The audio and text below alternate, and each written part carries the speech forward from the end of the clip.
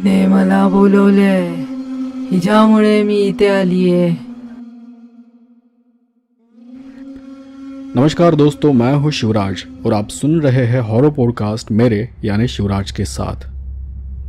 तो दोस्तों, आज की कहानी का नाम है उतारा। उतारा ये शब्द मराठी का है, यानी किसी भूत प्रेत आत्मा को किसी इंसान के अंदर से उतारने के लिए ये उतारा किया जाता है। तो आइए अब बिना वक्त ज़ाया किए इस कहानी को शुरुआत करते हैं। नमस्कार दोस्तों, मेरा नाम विपिन है और मैं मुंबई के कर्जत का रहने वाला हूँ। यह घटना उन दिनों की है जब हम सायन की झोपड़पट्टी में रहा करते थे, और यह घटना बचपन में मेरे साथ घटी सिर्फ एक घटना नहीं है, घटनाओं की श्रृंखला है। तब मैं 14 साल का था। झोपड़पट्टी के बच्चों के लिए गली ही उनका आंगन और मैदान होता है। बच्चे वहीं पर खेलते हैं और बड़े होते हैं। ऐसे ही एक दोपहर की बात है। हम बच्चे हमेशा की तरह गली में खेल रहे थे और उस दोपहर न जाने गोदा काकी को क्या हो गया था।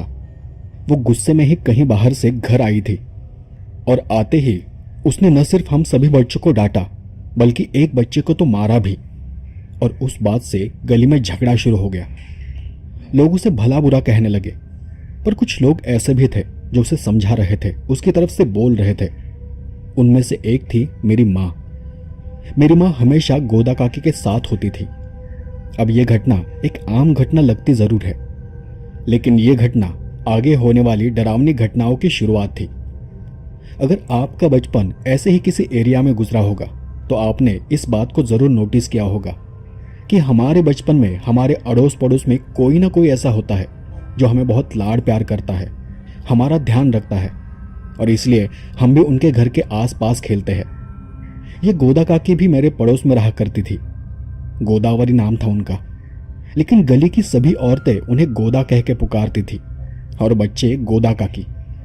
उनके पति एक प्राइवेट कंपनी में काम किया करते थे, ड्राइवर थे शायद, और वो हमारे घर को लगकर हमारे बगल वाले मकान में पिछले 3 सालों से भाड़े पर रह रहे थे।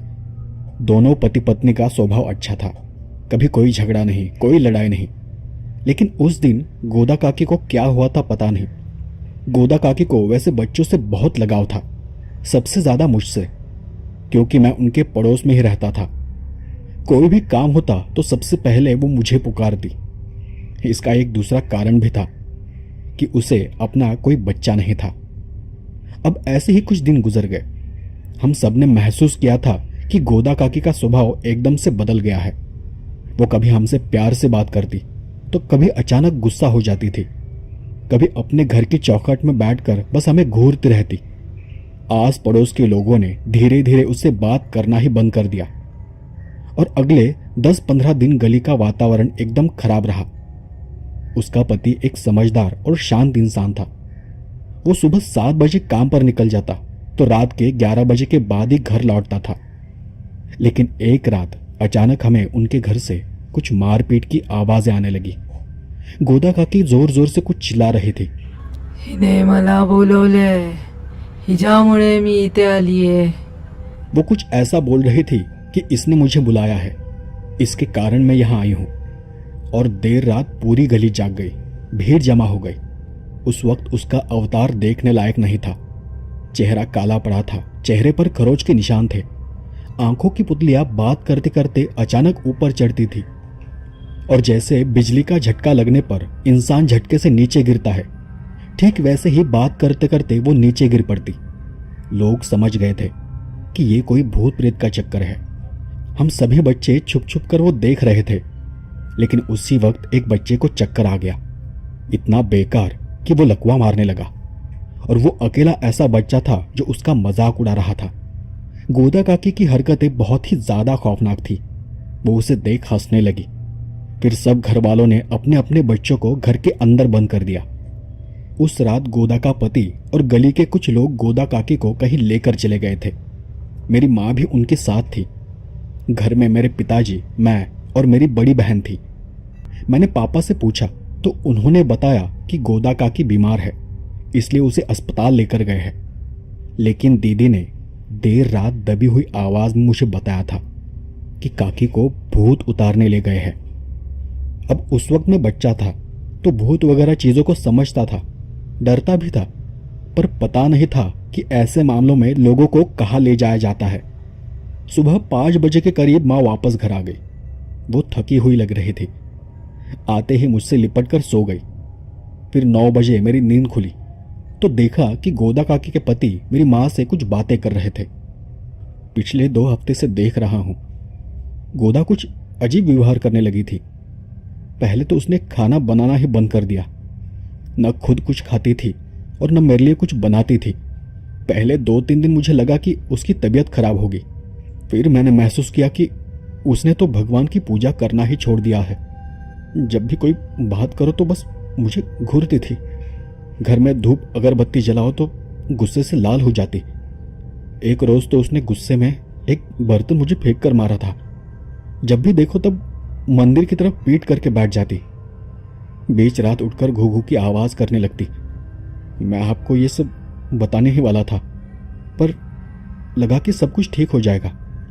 मैं कल एक जगह से अंगारा लेकर आया था और चुपके से उसके तकिए के नीचे छुपा दिया, पर इस बात से वो इतनी बौखला गई कि उसका पूरा रूप ही बदल गया। उसके अंदर जो कुछ था वो जाने के बजाय बाहर आ गया। मैं पड़े पड़े उनकी सारी बातें सुन रहा था और समझ भी रहा था कि गोदा काकी के साथ क्या हो रहा होगा। जैसा कुछ मैंने भूतों की फिल्मों में देखा था, यह भी बिल्कुल वैसा ही कुछ हो रहा है। उस दिन के बाद से गोदा काकी एकदम शांत शांत रहने लगी। मेरी बहन ने ठीक कहा था। गोदा काकी को किसी अस्पताल नहीं ले गए थे, किसी भूत प्रेत उतारने वाली जगह ले गए थे।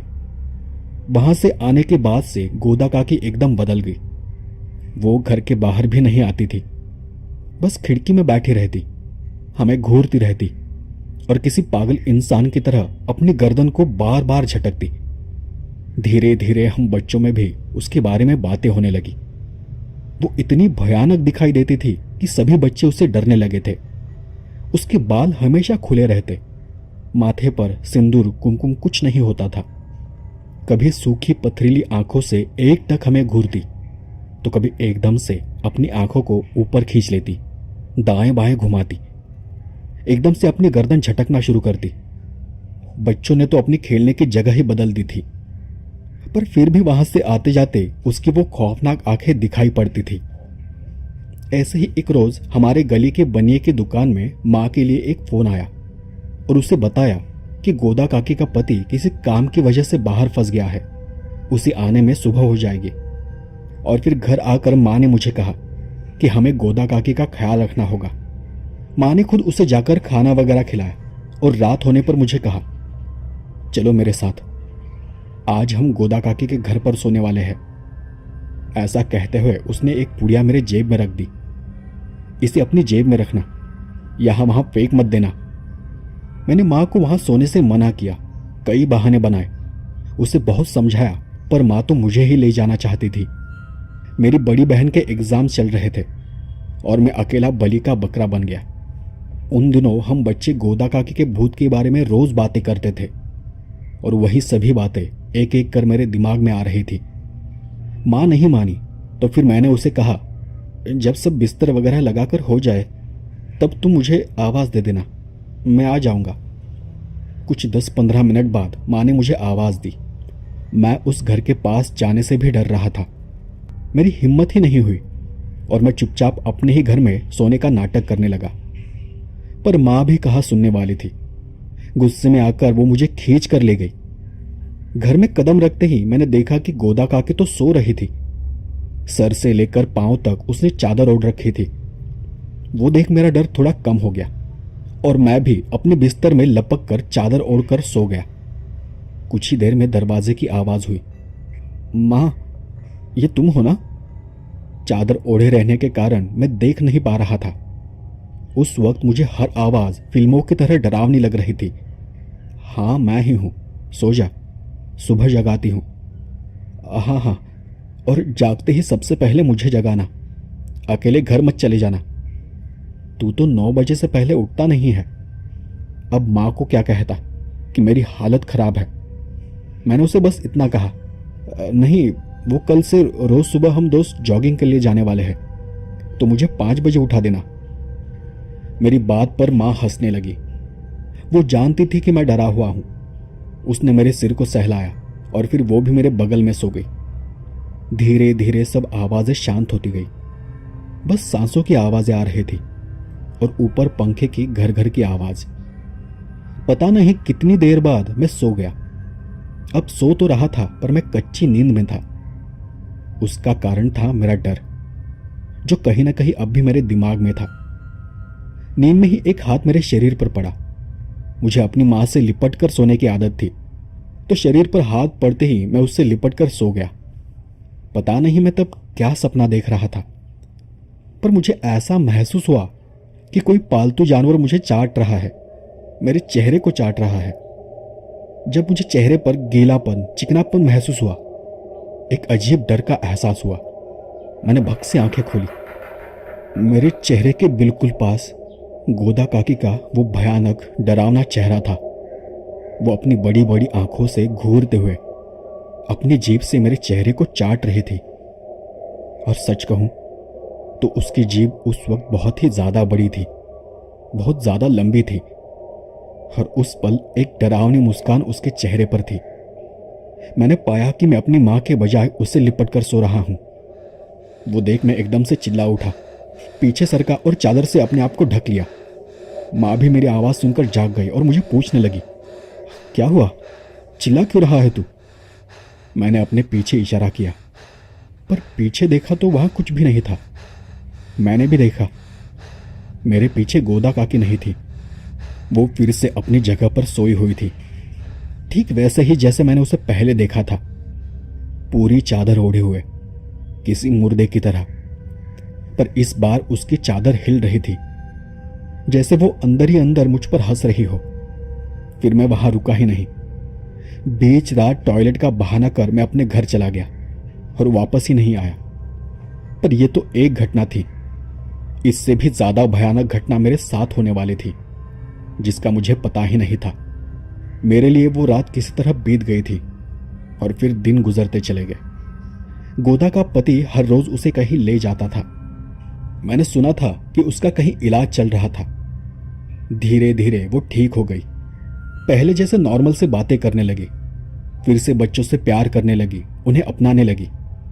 बच्चे अब भी उससे डरते थे, पर उसने बड़े प्यार से बच्चों को समझाया और उसके बदले स्वभाव से धीरे धीरे हम सबका डर भी थोड़ा कम होता चला गया। लेकिन मैंने जो महसूस किया था, उस कारण से मैं अब भी गोदा काकी से दूर रहता था। मां ने एक रोज मुझे समझाया भी था कि अब वो ठीक हो गई है, उसे हमारी जरूरत है, उससे प्यार से बात करोगे तो वो और जल्दी ठीक हो जाएगी। और फिर मैंने भी उसकी बातों पर भरोसा कर लिया। बचपन में मुझे ये पता नहीं था कि कबूतर जो होते हैं वो भूत प्रेत आत्माओं से आकर्षित होते हैं, या फिर कहा जाता है कि जहां कबूतर पाए जाते हैं वहां आत्मा का वास होता है।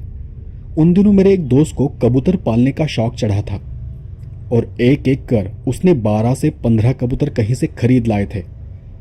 मैं भी उन्हें देखता था, उनके साथ खेलता था, लेकिन हमने देखा कि वो कबूतर ज्यादातर गोदा काकी के घर के आसपास रुकते थे, उसके घर पर मंडराते थे, उसी के छत पर जाकर बैठते थे। हमें कुछ पता नहीं था कि इसके पीछे क्या कारण होगा। और एक रोज हमने देखा कि अचानक उनमें से 3 से 4 कबूतर गायब हो गए थे। अब हमें समझ नहीं आ रहा था कि कबूतर अचानक कहां चले गए। हमने उन्हें हर उस जगह ढूंढा जहां वो जा सकते थे, पर वो कहीं नहीं मिले। अब वो पंछी थे तो उन्हें ज्यादा ढूंढने का मतलब भी नहीं था। और उसी दिन हमारे गली में कोई त्योहार था, गली में भंडारा भी था। अब जो नहीं जानते उन्हें बता दूं कि भंडारा यानी यहां पर भगवान की पालकी निकालते हैं, सब लोग मिलकर भगवान की पूजा करते हैं और प्रसाद वगैरह चढ़ता है।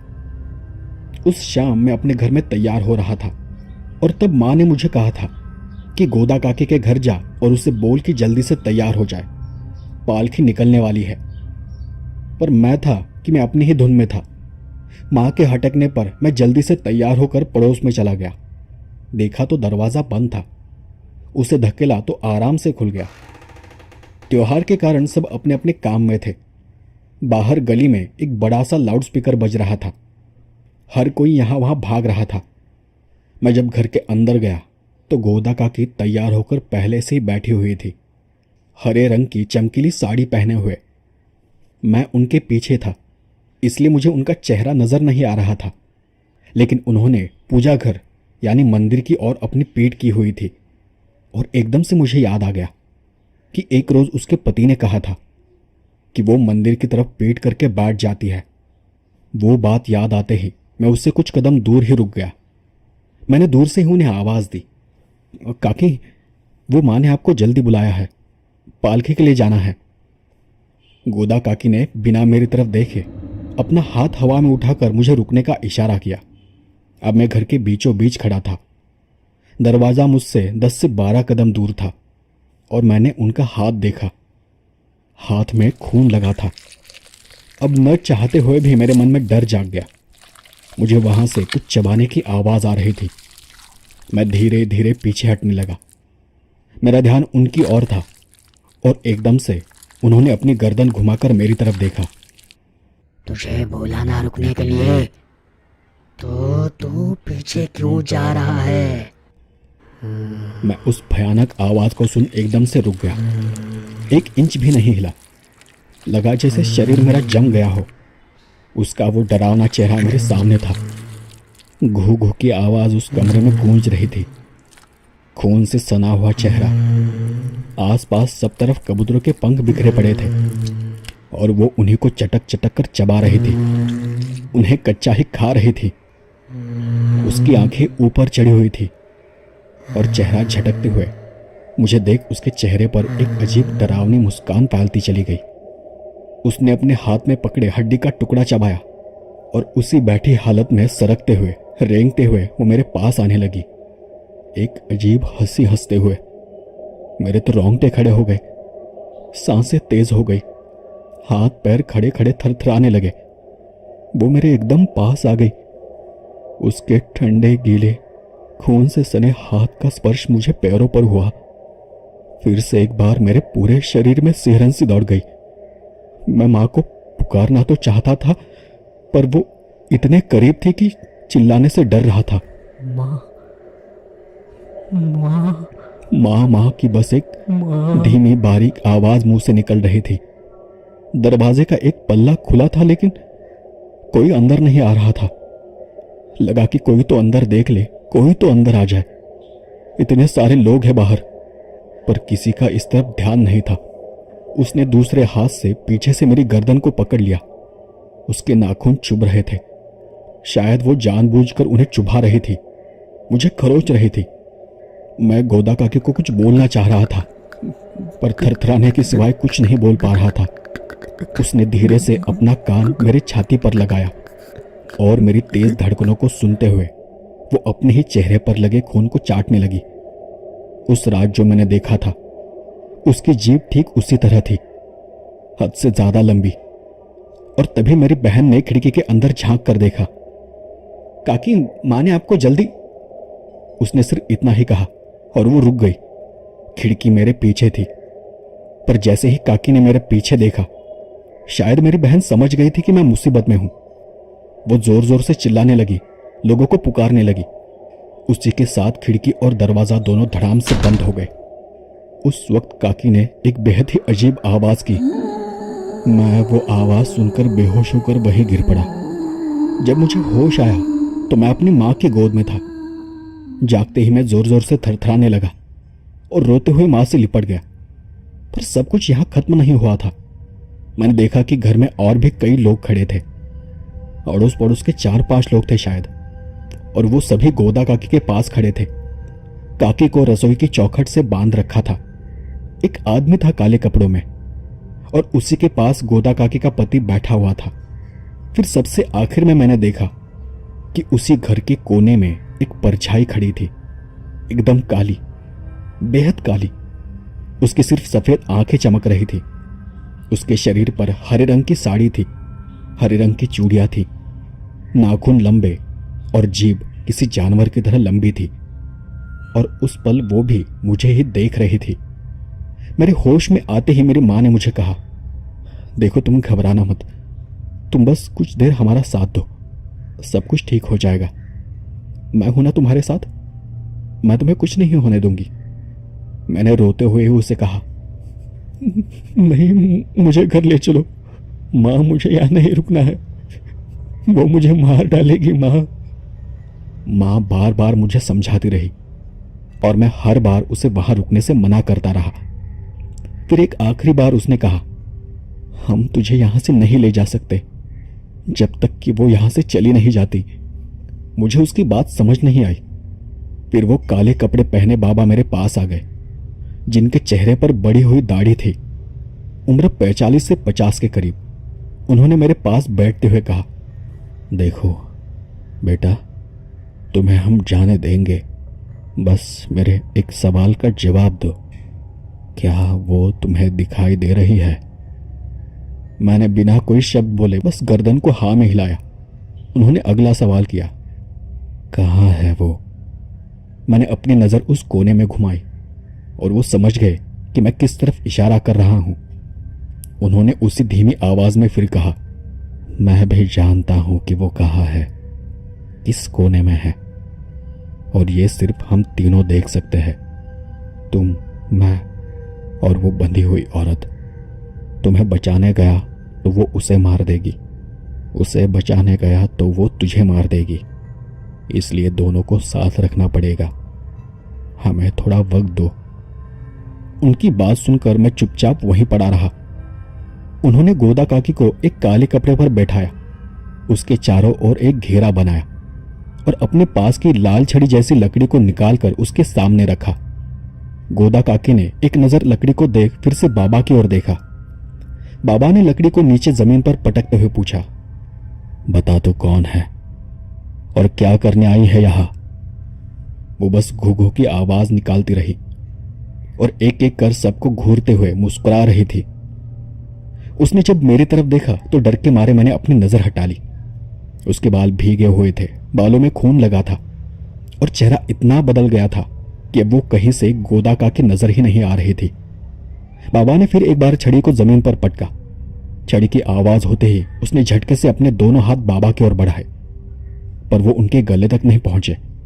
अपने हाथों को नीचे करते हुए उसने कहा, हिने मला बोलवलंय, हिच्यामुळे मी इथे आलीये। आता मी नाही जाणार, मला रक्त पाहिजे, रक्त त्याचं। और ऐसा बोलकर उसने मेरी ओर इशारा किया। वो कह रही थी कि इसने मुझे बुलाया है, इसी के कारण मैं यहां आई हूं। अब मैं नहीं जाऊंगी, मुझे खून चाहिए, उसका, यानी मेरा। बाबा ने फिर से सवाल किया, किसने बुलाया है तुझे? इस बच्चे ने? उसका चेहरा एकदम से बदल गया, लाल हो गया और वो अपने आप को ही एक के बाद एक थप्पड़ मारने लगी। हिने, हिने, हिने, हिने, हिने, हिने बोलवलाय। वो कहना चाह रही थी कि वो जिसके शरीर में है उसने उसे बुलाया है। बाबा ने और भी कई सवाल किए कि तू क्यों आई है, क्या कारण है तुझे बुलाने का। छड़ी की आवाज से भी डराया, पर उसके बाद उसने एक शब्द भी नहीं बोला।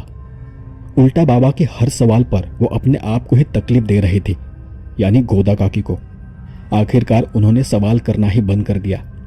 सबसे आखिर में बाबा ने कहा, तुझे जो चाहिए वो तुझे मिल जाएगा, लेकिन तुझे यहां से जाना होगा। तेरा शिकार खुद तेरे पास आएगा, खुद तुझे वो ला कर देगा। पर वो एक बार में नहीं मानी।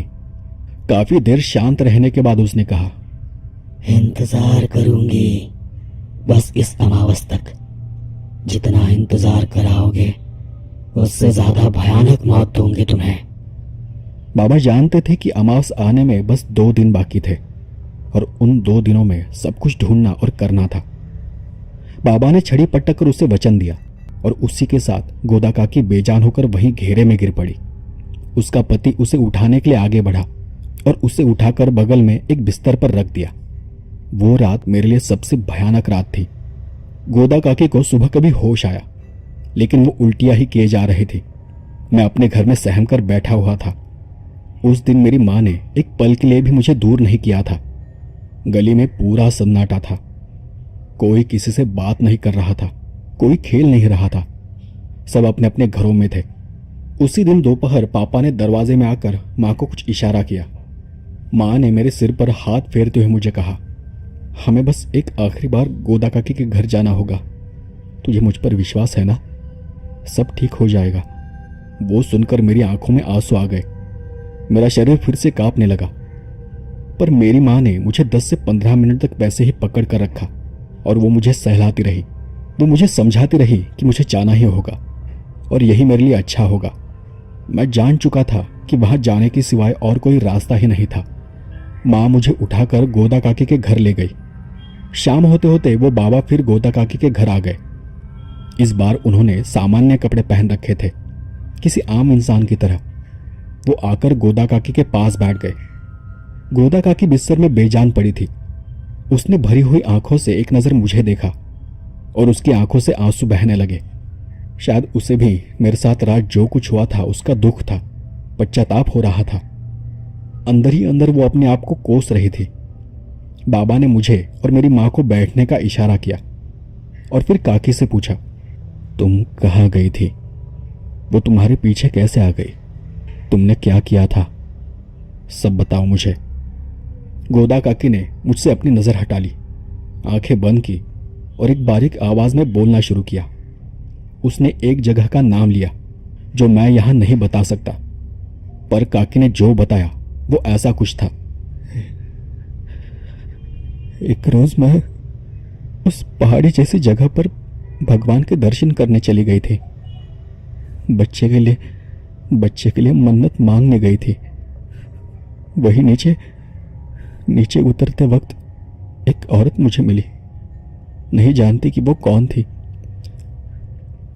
उसने कहा कि तुझे वो सब मिल जाएगा जो तू चाहती है, पर उसके लिए मुझे उसके साथ चलना होगा। मैं नहीं मानी। मैं आगे चलती रही। उसने ये भी कहा कि भगवान भी एक बार देने में देर कर देगा, पर हम नहीं। मैं उसकी बातें सुनते चली गई और पता नहीं चला कि कब मैं उसकी बातों में आ गई। उसके साथ चली गई, उसके पीछे। हम पहाड़ उतरकर एक अनजान जगह पर चले गए थे। वो वहीं पहाड़ी के नीचे थी, पेड़ों से घिरी हुई एक अजीब सी जगह। वहां जाकर मैंने देखा, वहां कई सारी औरतें बैठी हुई थी, सब एक जैसी, हरे रंग की साड़ी, हरे चूड़ियां और अपनी गर्दन झुकाए। उनके चेहरे उनकी बालों से ढके हुए थे। तभी उस औरत ने कहा, यहां जो औरतें बैठी है ये भी तुम्हारी तरह थी, लेकिन अब इनकी इच्छाएं पूरी हो चुकी है। इनमें से किसी भी औरत को चुन लो। उसके सामने जो पत्थर रखा है उसे उठाकर बस निकल जाओ, फिर मैं जो चाहूंगी तुझे मिल जाएगा। मेरे मन में फिर भी सवाल था कि इससे इन्हें क्या मिलेगा। उस औरत ने मुझे कहा, ये सभी मुक्ति चाहती है, इन्हें मुक्ति मिल जाएगी और तुझे जो चाहिए वो। जब इनकी इच्छा पूरी हो जाएगी, इन्हें जो चाहिए वो मिल जाएगा, तो वो तुम्हें वो देगी जो तुम्हें चाहिए। उसके बाद उतारा होगा। एक दिन तुम्हें भी यहां आना होगा। इसी तरह बैठकर तुम्हारे अंदर जो है उसे उतारना होगा और वो उतारा फिर किसी और को सौंपना होगा। यहां ऐसा ही सौदा होता है। बस अब ज्यादा सोचो मत। जा उठा ले पत्थर को और निकल जा। मैं समझ रही थी कि मुझे वो सब नहीं करना चाहिए था, पर फिर भी मैं एक औरत के पास चली गई। देखना चाहती थी कि वो कौन है। उनका चेहरा तब भी नीचे था, बालों के बीच ढका हुआ। मैंने उसके सामने पड़ा एक बारीक पत्थर उठाया और उसे गौर से देखने लगी। तभी मेरे पीछे खड़ी औरत ने एकदम से वो पत्थर मेरे मुंह में डाल दिया। वो इतना जल्दी में हुआ कि मैं एकदम से उसे निगल गई। उसी पल वहां बैठी औरत ने अपनी गर्दन उठाकर ऊपर देखा। उसकी आंखें सफेद थी, चेहरा काला अजीब सा था। उसे देख मेरी हालत एकदम से खराब हो गई। मैं पीछे दौड़ने लगी। मेरी आंखों के सामने अंधेरा छा रहा था, पर मैं बस दौड़े जा रही थी। ठीक से कुछ भी दिखाई नहीं दे रहा था, पर फिर भी मैंने दौड़ते हुए पीछे देखा। मेरे पीछे कोई नहीं था, कोई औरत नहीं थी।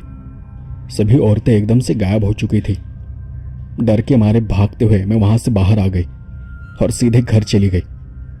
मुझे समझा ही नहीं कि वहां क्या हुआ था। घर आकर मैंने उस पत्थर को अपने अंदर से निकालना चाहा। बहुत कोशिश की, पर वो नहीं निकला, और शायद आज निकला है। बाबा को शायद उस जगह के बारे में पता था। उन्होंने काके को हाथ से इशारा कर बस शांत किया। गोदा काके ने रात भर बहुत उल्टियां की थी और उसी में वो पत्थर भी गिर चुका था। बाबा ने एक नारियल लिया। उस पत्थर को और नारियल को गोदा काकी के शरीर से 13 बार उतारा यानी 13 बार उन्होंने उसके सर से लेकर पांव तक गोल घुमाया और फिर वो मेरे पास आकर बैठ गए। बाबा ने एक लाल कपड़े में एक नारियल रखा, उसे ऊपर से कुमकुम पोत दिया, उस पर भस्म लगाया और फिर उन्होंने मेरा हाथ अपने हाथ में लिया, उस नारियल पर लगाया और मुझे आंखें बंद करने के लिए कहा। मैंने अपनी आंखें बंद की और एकदम से तेज दर्द हुआ। मैंने हाथ झटका तो बाबा ने मेरे हाथ को कसकर खींचा और फिर से नारियल पर पकड़ कर रखा। मैंने देखा कि मेरे हाथ से खून बह रहा था और मेरा खून नारियल के ऊपर गिर रहा था। नारियल पूरी तरह खून से भीग गया। तब बाबा ने उस नारियल को लाल कपड़े में बांधा और उसी तरह के दूसरे कपड़े से मेरे हाथ को भी बांधा। फिर उसके ऊपर एक सफेद कपड़ा बांध दिया। उसे बांधते हुए उस सफेद कपड़े में वो पत्थर डाला और वो सब होने के बाद उन्होंने फर्श पर पड़े मेरे खून से उस सफेद कपड़े पर कुछ निशान बनाए। उसके बाद उन्होंने मां को बताया, ये औरत तो बस एक माध्यम थी। उसने शिकार के रूप में तेरे बेटे को चुना है और इसे बचाने के लिए इसे खुद वहां जाकर ये उतारा रखना होगा। मैं तो उनकी उस बात से ही डर गया था। इतना सब कुछ होने के बाद किसी ऐसी जगह पर जाना मेरे लिए मौत के बराबर था। मैं उनकी बात मान नहीं रहा था, बस रोए जा रहा था, उनके सामने हाथ जोड़ रहा था। फिर बहुत समझा बुझाकर सबने मुझे वहां जाने के लिए तैयार किया। उन्होंने कहा कि तुम्हें अंधेरे से डर लगता होगा, इसलिए हम अभी जाएंगे और अंधेरा होने से पहले वापस भी आ जाएंगे। कल अमावस्या है, कल हमें वक्त नहीं मिलेगा। जो करना है आज ही करना होगा। उन सब ने मुझे हिम्मत दी और फिर हम सभी 2 टैक्सियां कर उस पहाड़ की ओर निकल पड़े। वहां पहुंचे तो बाबा ने सबको नीचे ही रास्ते पर रुकने के लिए कहा। फिर वो मेरे हाथ को पकड़कर आगे चल पड़े। हम पहाड़ के नीचे से चल रहे थे। कुछ आधा घंटा चलने के बाद हम एक घनी झाड़ियों की जगह पर पहुंचे। सच में वो जगह भयानक थी। सूरज अब डूबा भी नहीं था, लेकिन दिन में भी वहां अंदर घना अंधेरा दिखाई पड़ रहा था। बहुत कम रोशनी थी। बाबा ने मेरा हाथ छोड़ते हुए कहा कि आगे जाकर एक पेड़ के नीचे इस नारियल को रख कर आओ और जितना हो सके उतना अंदर चले जाना और इसे भी पकड़ो, ये तुम्हारी रक्षा करेगी। ऐसा कहते हुए उन्होंने अपने पास की छड़ी मेरे हाथ में दे दी। मैं कुछ कदम आगे बढ़ा और मुझे महसूस हुआ कि मैं अकेला ही आगे जा रहा हूं। मैंने मुड़कर देखा तो बाबा पीछे ही खड़े थे। आप नहीं चलोगे मेरे साथ? उन्होंने ना में अपना सिर हिलाया और बस इतना कहा, मुड़कर मत देखना, हो सकता है वो तुम्हारे पीछे आ रही हो। मैं कुछ देर वहीं खड़ा रहा, कभी अंदर देखता तो कभी बाहर, और फिर से चलने लगा। मुझे अपने आप से ज्यादा छड़ी पर भरोसा था। मैंने देखा था कि वो छड़ी से डरती थी और फिर मैं अंदर चला गया और अंदर चला गया। जब तक मुझ में हिम्मत थी अंदर जाता रहा और एक जगह पर जाकर मुझे लगा कि अब मुझे वापस जाना चाहिए। मैंने वहीं एक पेड़ के पास वो उतारा रख दिया। मुझे एहसास हुआ कि मेरे पीछे कोई है। एकदम से अचानक से मैं पीछे मुड़ा। एक औरत खड़ी थी वहां, बड़ी बड़ी सफेद आंखें, अजीब भयानक सी मुस्कान और वहीं हरे रंग की साड़ी। उतारा लाया है? मैंने अपने हाथ की काठी को ऊपर हवा में उठाया। लगा कि वो डर से पीछे हट जाएगी।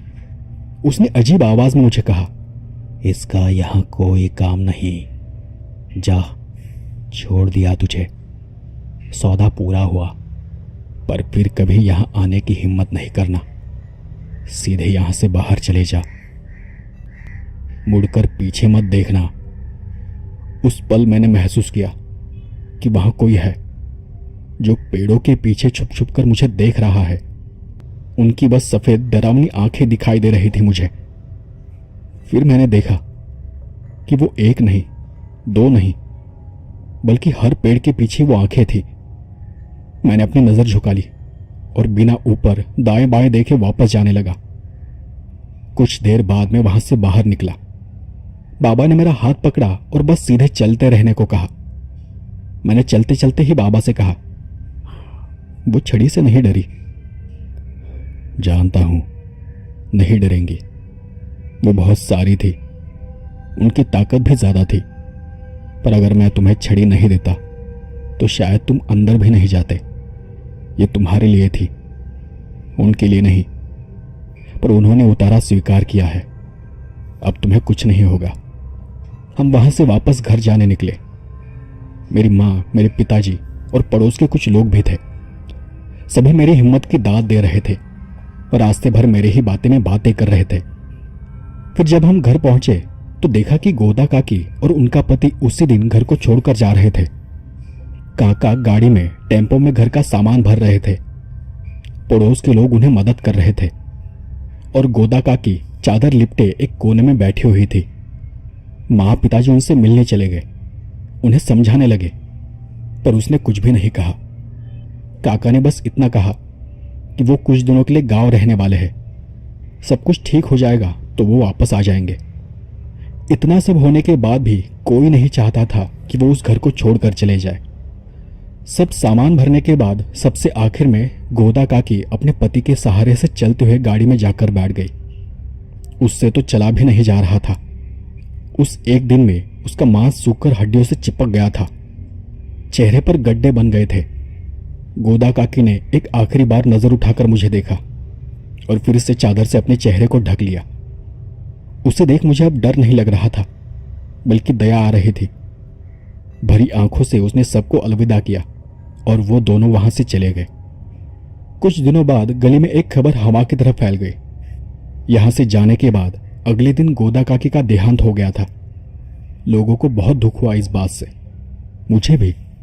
मां तो इस खबर को सुनकर बहुत रोई थी। उसने कहा था मुझे कि सौदा पूरा हुआ है। कैसा सौदा? कौन सा सौदा? कहीं गोदा काकी ने मेरे बदले अपना खुद का सौदा तो नहीं किया था? पता नहीं कैसा सौदा हुआ था। फिर दिन बीतते चले गए और धीरे धीरे समय की परतों ने उस डरावनी याद को भी ढक दिया। तो दोस्तों, आपको ये मेरी कहानी कैसे लगी मुझे कमेंट कर जरूर बताएं। और हाँ, मेरी आप सभी को एक रिक्वेस्ट है कि आप मेरे एनिमेशन चैनल को भी सब्सक्राइब कर लें, क्योंकि मैं अपनी ही पुरानी बेहतरीन कहानियां एनिमेशन फॉर्मेट में उस चैनल पर जल्द ही अपलोड करने जा रहा हूं। एनिमेशन में थोड़ा वक्त लगेगा, लेकिन धीरे धीरे आपको कहानियां बेहतर होती दिखाई देंगी। तो चलिए मिलते हैं अगले एपिसोड में ऐसी ही किसी डरावनी कहानी के साथ। तब तक के लिए धन्यवाद।